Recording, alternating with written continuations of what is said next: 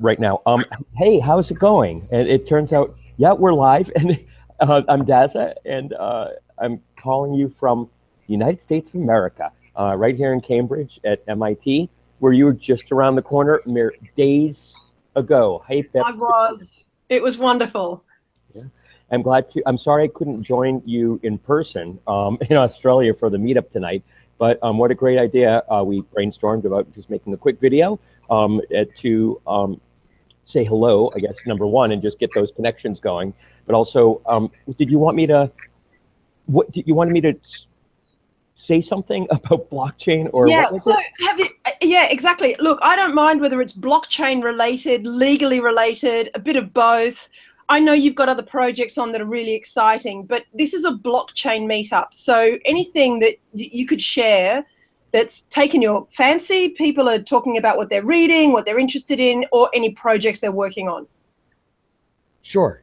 Okay. Well, gosh, there's so much. Okay, so actually, I'll show you something that we're doing tonight. So nothing better than Fantastic. the present, I suppose. And you know what we're doing? A meetup. So Oh, my good. meetup, your meetup. Here we go. Meet up. Okay. And the meetup is with the most super fantastic group, legal hackers. So Oh, are these the Cambridge and Boston legal hackers? Or Massachusetts the, legal hackers. okay, okay, cool.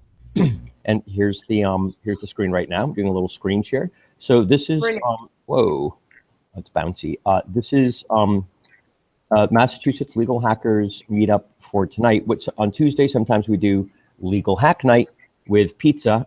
With pizza you can hack anything, and what we'll be hacking is electronic transferable records as part of a project with the MIT Digital Currency Initiative to start to refactor paper paper-based warehouse receipts and perhaps some other like bearer instruments into electronic digital objects. And so, they've got lots of business people and technology people there, but got to talking and realized, some of what matters here is the law, which includes, like standards, for example, for what it takes to have an electronic, here we go, an electronic like transferable record, including that it needs to be, for example, you have to show it like exclusive control, and let me get off screen share here, and and a few other things. And so we're going to get together and basically,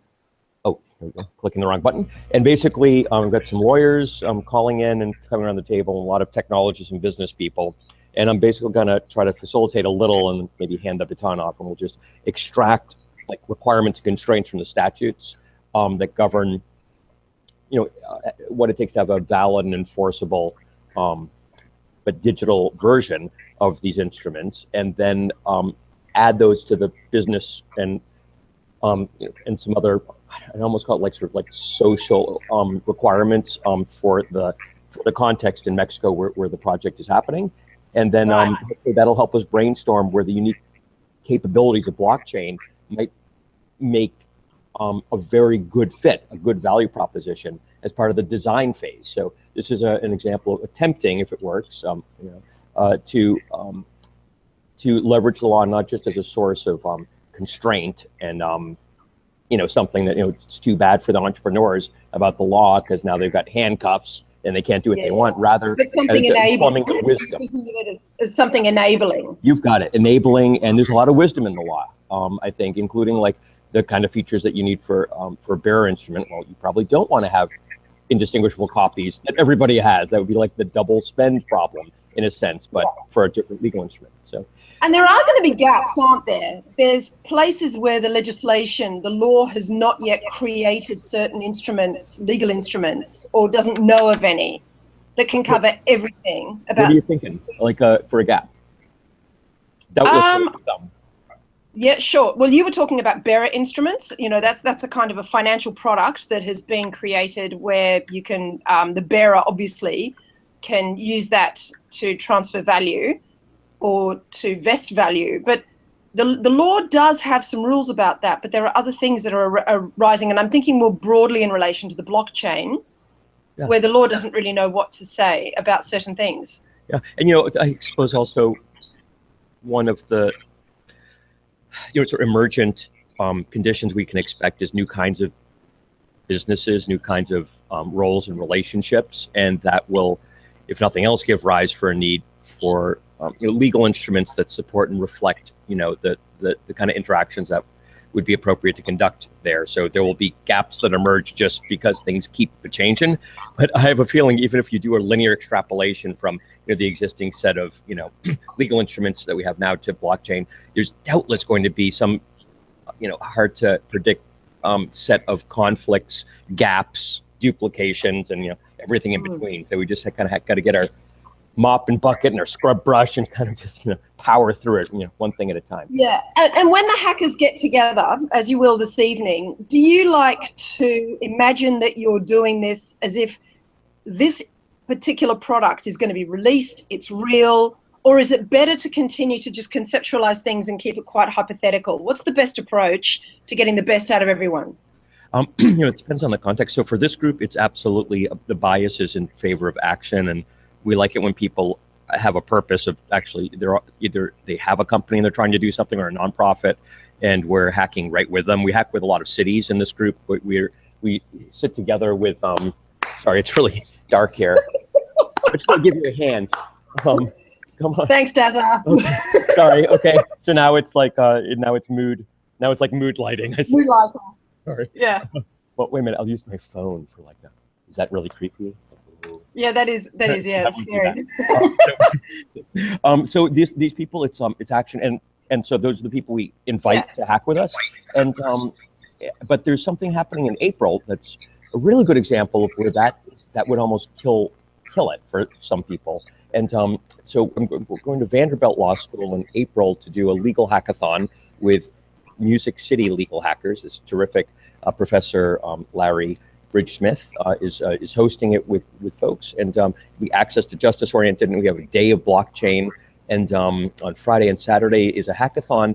But in addition to hackathon, I'll be helping to run an unconference, and so that's the idea of the unconference track, is that people, the bias is for talking, it's for analysis, it's for discussion, design, it's basically dialogue, and like maybe drawing on the board will be as close we get to doing anything that I would regard as engineerable, or something that happened in time and space. And nonetheless, it's incredibly valuable, and there's a number of people who've not ready to hack, basically. It's just not in the culture. They don't have tools yet. But my hope is, and the organizers' hope is, that we'll get a lot out of the unconference.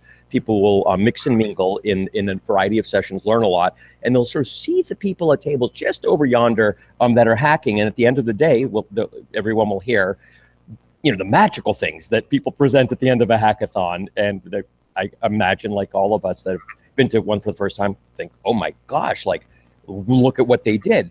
And they'll consider that these people are not so unlike them, and maybe they could do that. Perhaps they'll come to another hackathon, another thing, and then they'll get to hack as well as talk. And I guess the idea there is you take all of these people who are high level, sort of either interested, intelligent, well researched, but say to them, don't be too strategic in your thinking. Try to be a little more lateral. It's a bit like playing theatre sports. If somebody tells you you're a bear, be a bear. You just play the game of thinking out loud, and then trying not to be too focused.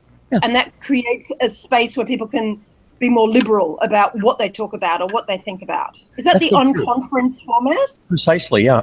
Also, I first learned that I was not suited to it coming out of law school and a fairly stuffy kind of practice background, prosecuting and things. But I first came to it teaching some e-commerce classes in the mid 90s at MIT, and it was in a design oriented part of MIT where the media lab is. And the process that these people were taking us through were called charrettes. Have you heard of a charrette before? No.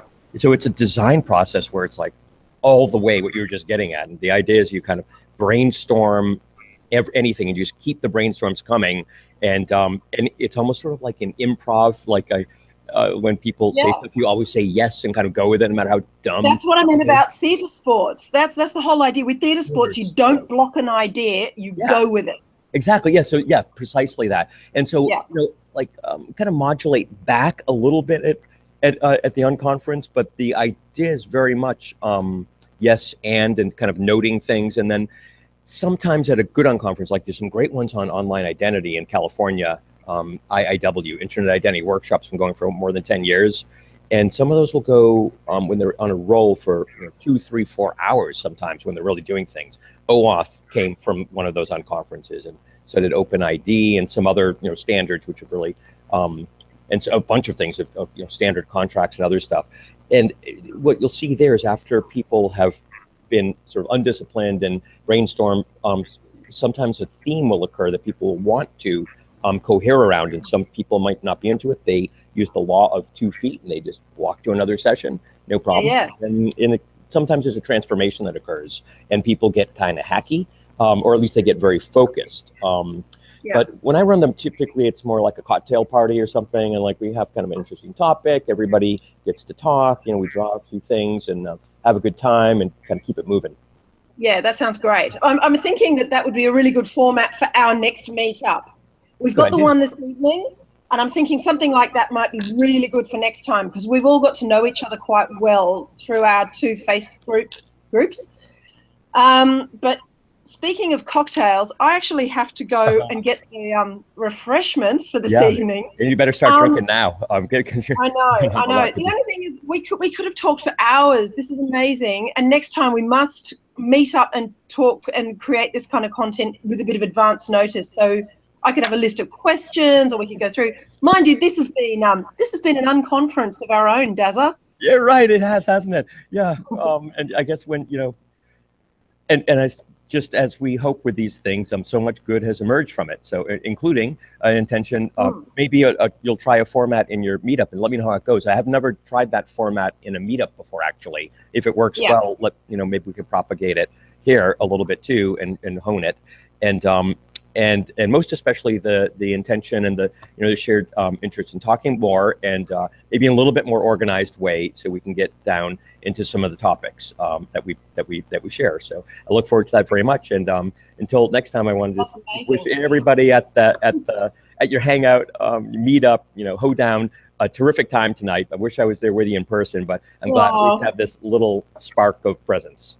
You have been with us, Dazza. You're the glue. Right in the middle. It's wonderful.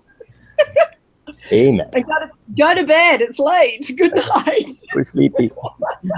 Thanks. Bye now. Okay, thanks.